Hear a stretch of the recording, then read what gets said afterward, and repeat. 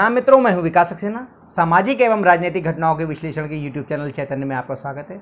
आप देख रहे हैं विकास की बात। कनाडा के प्रधानमंत्री जस्टिन ट्रूडो शायद वो समझ नहीं पा रहे हैं ये अब पहले जैसा भारत नहीं है जिससे कुछ भी कह दीजिए, कैसे भी धमका दीजिए और भारत चुप रह जाए। अब भारत नया भारत है, ये किसी के सामने न तो झुकता है न किसी से दबता है। अगर आप इसे छेड़ेंगे तो ये भारत छोड़ेगा नहीं। मैं ऐसा क्यों कह रहा हूं? क्योंकि कनाडा के प्रधानमंत्री जस्टिन ट्रूडो ने वहां की संसद में यह आरोप लगाया कि खालिस्तान समर्थक आतंकी हरदीप सिंह निज्जर, जिसकी हत्या 18 जून को कनाडा में एक गुरुद्वारा के सामने कुछ अज्ञात लोगों ने कर दी थी, उनका कहना है कि इस हत्या में भारत का हाथ था। और ये आरोप लगाने के बाद उन्होंने भारत के एक राजनयिक पवन कुमार राय को कनाडा से निष्कासित कर दिया। उनके इस कार्रवाई पर जो उन्होंने वहां बयान दिया, उस पर भारत ने कड़ा रुख अपनाया और कड़े तेवर दिखाते हुए भारत के विदेश मंत्रालय ने ये कहा कि जो कहा है कनाडा के प्रधानमंत्री ने और उनके जो विदेश मंत्री हैं मेलानी जोली, उन्होंने भारत उनके इस बयान को पूरी तरीके से खारिज करता है। और यह भी कहा कि कनाडा में इस तरह से हत्याएं होना ये एक सामान्य बात है। उन्होंने ये भी कहा है कि कनाडा के राजनेता भारत विरोधी गतिविधियों में संलिप्त लोगों को आश्रय देते हैं, उन्हें प्रश्रय देते हैं।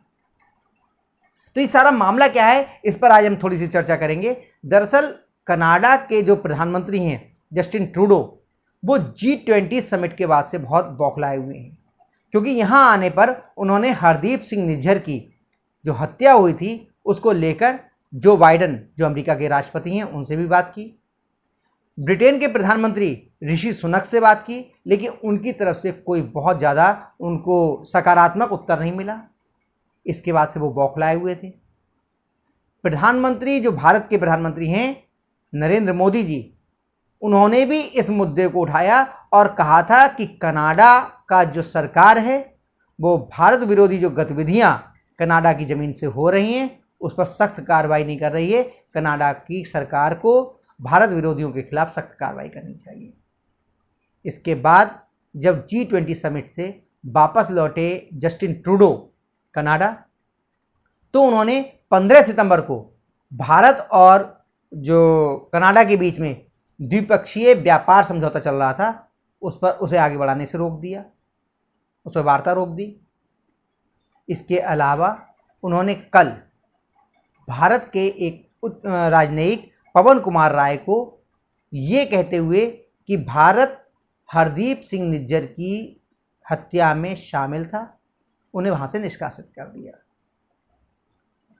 समझने की बात यह है, जब किसान आंदोलन हुआ होगा तब भी आपको याद होगा कि कनाडा के ये प्रधानमंत्री जस्टिन ट्रूडो लगातार भारत विरोधी बयान दे रहे थे। तो उनकी इस तरह की गतिविधियों के पीछे दरअसल कनाडा की जो वहाँ की स्थानीय राजनीति है वो है।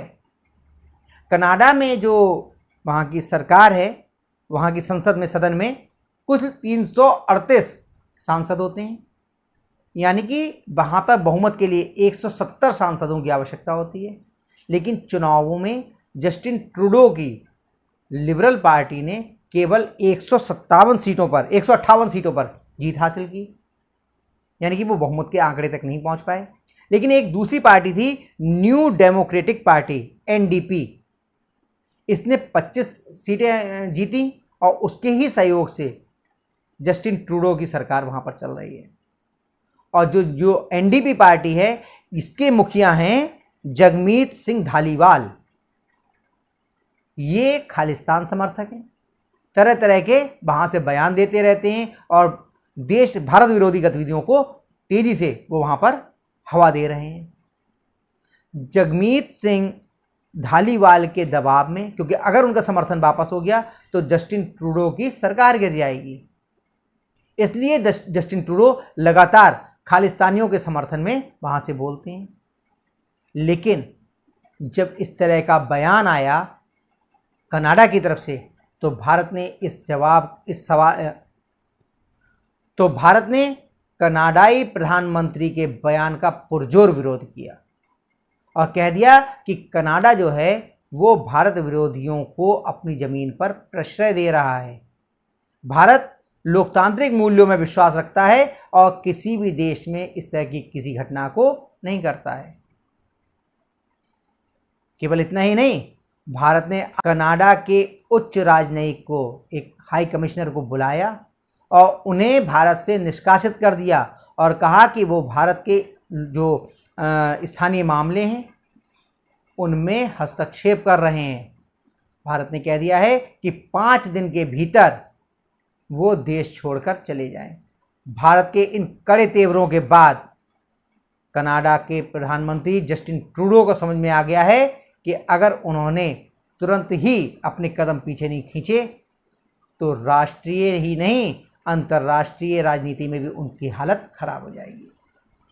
इसीलिए उन्होंने तुरंत ही कहा है कि हम भारत को भड़काना नहीं चाहते और ना ही इस मामले को आगे बढ़ाना चाहते हैं। हम चाहते हैं कि भारत इस मामले को ज़रा थोड़ी सी गंभीरता से ले और इसे सुलझाए। लेकिन भारत समझ रहा है कि जस्टिन ट्रूडो का जो रवैया है वो ठीक नहीं है। लेकिन भारत के कड़े तेवरों के बाद जिस तरह से जस्टिन ट्रूडो ने सफाई देना शुरू करी है कि उनका ऐसा कोई मकसद नहीं था, वो भारत को भड़काना नहीं चाहते थे, वो भारत की अवमानना नहीं करना चाहते थे, तो इससे अब समझ में आ रहा है कि अभी देखिए, अभी तो पहला दिन है, धीरे धीरे कनाडा के प्रधानमंत्री जो हैं वो और नीचे आएंगे। यहाँ पे एक चीज़ और समझ लीजिए कि 2022 तक कनाडा जो है वो भारत का 10वां सबसे बड़ा ट्रेड पार्टनर यानी कि व्यापारिक साझेदार था। अगर कनाडा ऐसा करता है तो जिस तरीके से भारत की अर्थव्यवस्था आगे बढ़ रही है और ग्लोबल लीडर के तौर पर, पूरे वैश्विक नेता के तौर पर भारत की छवि बन रही है, दुनिया भर की समस्याओं के समाधान के लिए दुनिया भर के नेता और देश भारत की ओर देख रहे हैं, ऐसे में भारत से बिगाड़ कर कनाडा बहुत ज़्यादा दूर तक नहीं चल पाएगा।